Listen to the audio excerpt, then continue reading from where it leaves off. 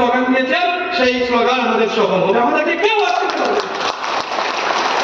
আমাদের কাটতি ছাড়ার কথা যদি বলি, আমি দেখছি রেল স্টপেজ নিয়ে আন্দোলন চলছে।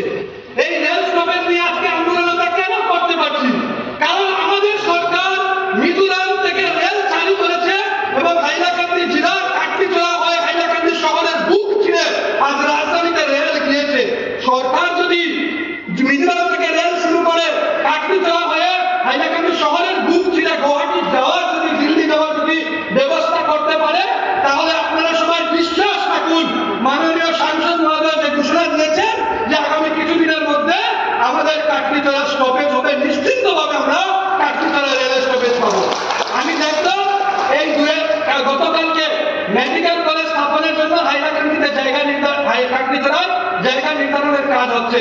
তো মেডিকেল কলেজ হবে, রেল দেওয়া হয়ে গেছে, আগামী দিনে এখানে মডেল স্কুল হবে, মডেল যে ব্যবস্থা রয়েছে আরো অনেকগুলো ব্যবস্থা, সবকিছু আসবে।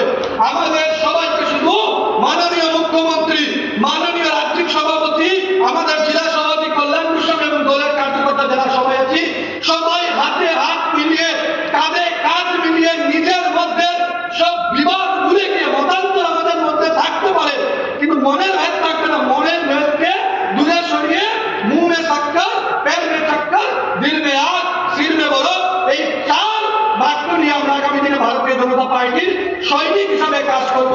এই বার্তা এবং এই আহ্বান আপনাদের সম্মুখে রেখে আমি আমার বক্তব্য শেষ করলাম। শুধু দুই হাত তুলে একবার বলবেন, ভারত মাতা কি, ভারত মাতা কি।